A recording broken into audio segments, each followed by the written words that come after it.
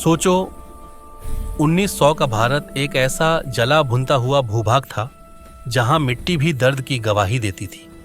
रात के अंधेरे में जलते चूल्हों की लौ में सिर्फ रोटियां नहीं बल्कि उम्मीदें भी सिकती थीं, क्योंकि चारों ओर एक ही एहसास गूंजता था, हम अपने ही देश में पराये बना दिए गए हैं। गांवों की तंग गलियों से लेकर बड़े शहरों के चौराहों तक हर जगह अंग्रेजी हुकूमत के जुल्म की एक गहरी परछाई मंडरा रही थी, और इस परछाई की ठंडक इतनी ज्यादा थी कि सूरज की रोशनी भी कमजोर पड़ जाती। किसानों की फसलों पर, मजदूरों की मजदूरी पर और व्यापारियों की दुकानों पर विदेशी हुकूमत का ऐसा गहरा जाल बिछ चुका था कि कोई चाहे भी तो उससे बच नहीं सकता था। 1900 के आसपास भारत का आम इंसान रोज सुबह एक नए डर के साथ उठता। कहीं अंग्रेज अफसर आज उसका घर न उजाड़ दें, कहीं उसकी फसल न छीन ली जाए, कहीं उसके बच्चे जब स्कूल जाएं तो उन्हें बातों की जगह ताने न मिले। ब्रिटिश सरकार के कानून का एक ही मतलब होता था, जो हमारा है वो हमारा है, और जो तुम्हारा है वो भी हमारा ही होगा। गांव के प्रधान, जमींदार, चौकीदार सब अंग्रेजी हुकूमत के दबाव में रहते, और यह दबाव नीचे नीचे लोगों की हड्डियों तक उतर चुका था।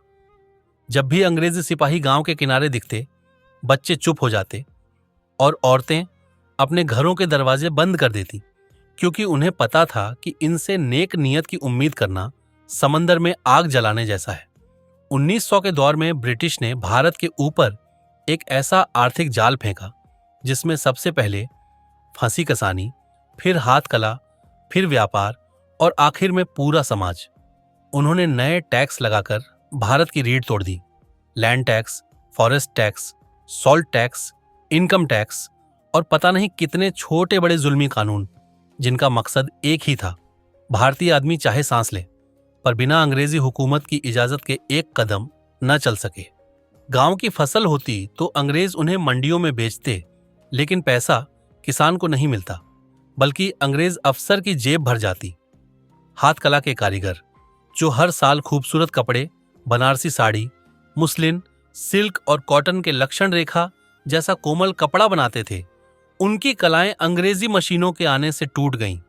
एक समय था जब ढाका की मुस्लिन को दुनिया में वोवन एयर कहा जाता था, पर 1900 तक ब्रिटिश ने उस इंडस्ट्री को इस तरह तबाह किया कि कारीगर अपने हाथों से ही अपने हुनर का अंतिम संस्कार करने पर मजबूर हो गए। बहुत से कारीगरों की उंगलियों को टॉर्चर से तोड़ दिया गया, क्योंकि अंग्रेज चाहते थे कि हिंदुस्तान की हाथ बनाई इंडस्ट्री मर जाए और ब्रिटिश मिल्स की मशीनों का राज्य हो। इसी बीच चलता रहा लगान का अत्याचार, जिसे देने के लिए लोगों के पास खाने को रोटी तक नहीं होती थी। पर अंग्रेजों का कानून कहता था, पहले सरकारी हिसाब भरो, फिर बच्चे तो तुम्हारे हैं ही। 1900 का भारत एक ऐसी कशमकश में था जहां किसी किसान की जिंदगी की कीमत उस भारी बोरी से ज्यादा नहीं होती थी जो वह खेत से लौटा रहा होता। ब्रिटिश इंस्पेक्टर कभी भी गांव में आकर किसी भी घर में घुस जाते, किसी को भी मार पीट कर देते, और इस जुल्म की कोई सुनवाई नहीं होती। फिर पुलिस स्टेशन तक जाना मतलब अपने पैरों से खुद अपना फांसी का तख्ता बनाकर चल देना था। औरतों के साथ बदतमीजी, बच्चों के साथ दबाव, बुजुर्गों के साथ अपमान, यह सब ब्रिटिश राज्य के दौरान आम मामला था। इस दौर में अंग्रेजी सरकार का सबसे बड़ा हथियार था डर, क्योंकि डर से बड़े बड़े सैनिक भी टूट जाते और पूरे गांव घुटनों पर आ जाते। उन्होंने स्कूल तक को प्रोपेगेंडा का स्थान बना दिया, जहां बच्चों को यह सिखाया जाता था कि ब्रिटिश राज एक वरदान है और भारतीय संस्कृति को बैकवर्ड बोला जाता था।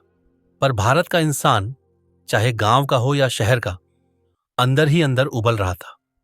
1900 तक पूरी पब्लिक ने ब्रिटिश का असली चेहरा देख लिया था। एक ऐसी शक्ति जो उनके धर्म, उनकी संस्कृति, उनकी अर्थव्यवस्था और उनकी आजादी सब कुछ चलाने की कोशिश कर रही थी। हर तरफ एक अजीब सा तनाव था, और ब्रिटिश भी इस उबलती हुई चिंगारी को महसूस कर चुके थे। इसीलिए उन्होंने और सख्ती बढ़ा दी। प्रेस पर कंट्रोल, स्पीच पर कंट्रोल, पब्लिक गैदरिंग्स पर कंट्रोल। किसी को कुछ बोलने की इजाजत नहीं, किसी को लिखने की इजाजत नहीं और किसी को सोचने की भी इजाजत नहीं। और फिर भी लोग सोच रहे थे, कब तक? यह सवाल 1900 के द्वार की हवाओं में बस चुका था। एक न एक दिन कुछ न कुछ होना ही था। हर जुल्म, हर टैक्स, हर लाठीचार्ज, हर अपमान, हर लाश देश की रूह में एक ऐसा गुस्सा भर रहा था जिसे कोई रोक नहीं सकता था। अंग्रेजी सरकार को लगा कि लोग कभी नहीं उठेंगे, पर वे नहीं जानते थे कि जब एक देश का आम आदमी उठता है तो साम्राज्य का सबसे मजबूत तख्त भी हिल जाता है। और इसी दौर में कहीं किसी गांव में किसी चौराहे पर कोई किसी से कह रहा था, हम चुप क्यों बैठे हैं। और यही एक बीज था जिससे कुछ सालों बाद आजादी का पेड़ उगने वाला था। 1900 के दशक के अंतिम सालों से लेकर 1920 तक भारत एक ऐसे संकट और बदलाव के बीच झूल रहा था जहां आम आदमी के जीवन के हर पहलू पर अंग्रेजों का दबाव और अत्याचार हर रोज नई शक्ल ले रहा था। गांव के किसान से लेकर शहर के व्यापारी, हर एक इंसान अपनी जिंदगी के लिए संघर्ष कर रहा था, क्योंकि ब्रिटिश ने हर जगह कानून और अफसर के जरिए अपना राज मजबूत कर लिया था। 1900 के शुरुआत में ही ब्रिटिश ने एक नई रणनीति के तहत प्रेस और शिक्षा पर पूरा कंट्रोल कर लिया, ताकि लोगों की सोच और भावनाएं उनके पक्ष में ही रहें। लेकिन देश के लोग जैसे जैसे अंग्रेजों के असली चेहरे को देख रहे थे, उनका गुस्सा और जागरूकता भी उतनी ही तेजी से बढ़ रही थी। 1905 में बंगाल का विभाजन एक ऐसा टर्निंग पॉइंट था जिससे लोगों के दिल में अंग्रेजों के खिलाफ नफरत और एक नई एकता का संकल्प एक साथ उभर कर आया। बंगाल के लोगों ने इस विभाजन को सिर्फ एक राजनीतिक छलावा नहीं समझा, बल्कि अपनी संस्कृति और अपनी भूमि के खिलाफ एक साजिश के रूप में देखा, जिससे हर शहर और गांव में आंदोलन की लहर शुरू हुई। इस दौर में स्वदेशी आंदोलन ने जन्म लिया, जिसमें लोगों ने विदेशी माल के खिलाफ अपना हिस्सा देना शुरू किया और अपने हाथ से बने हुए कपड़े, हाथकला और लोकल उत्पादों को प्राथमिकता दी। लेकिन अंग्रेज इस आंदोलन को रोकने के लिए और सख्त कानून और पुलिस एक्शन का सहारा लेते रहे। किसानों की जिंदगी में लगान की मजबूरी और टैक्स के बोझ के साथ साथ ब्रिटिश की मिलिटेंसी और पुलिस ब्रूटैलिटी भी शामिल थी।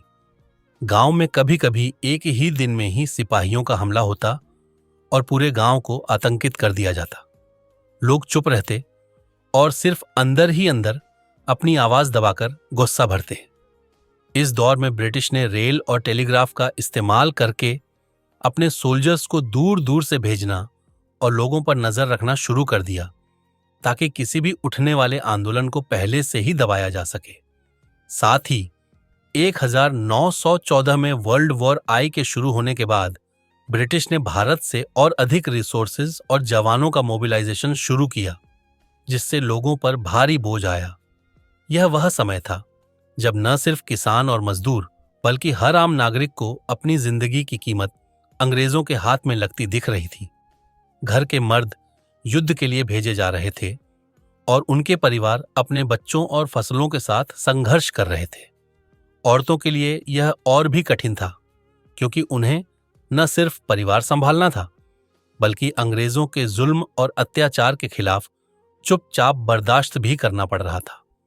इस दौर में महात्मा गांधी की पहली लीडरशिप और सत्याग्रह की शुरुआत हुई, जब लोगों ने नॉन वायलेंस और सिविल डिसोबीडियंस के जरिए अंग्रेजों के खिलाफ अपना स्टैंड लेना शुरू किया। चंपारण, खेड़ा और बॉम्बे में किसानों ने लगान और टैक्स के खिलाफ आवाज उठाई और धीरे धीरे लोगों में एक नई उमंग और एकता का एहसास जाग गया। यह दौर ब्रिटिश के लिए भी एक वार्निंग था, क्योंकि उन्होंने देखा कि लोगों को मारकर या दबाकर उनका गुस्सा रोका नहीं जा सकता। 1919 में जलियांवाला बाग का मैसाकर एक ऐसा ट्रॉमा था जिससे पूरे देश में दर्द और गुस्सा एक साथ उभर कर आया। लोगों ने देखा कि अंग्रेज सिर्फ कानून के नाम पर और अपनी रक्षा के लिए कितने कठोर और निर्दयी हो सकते हैं।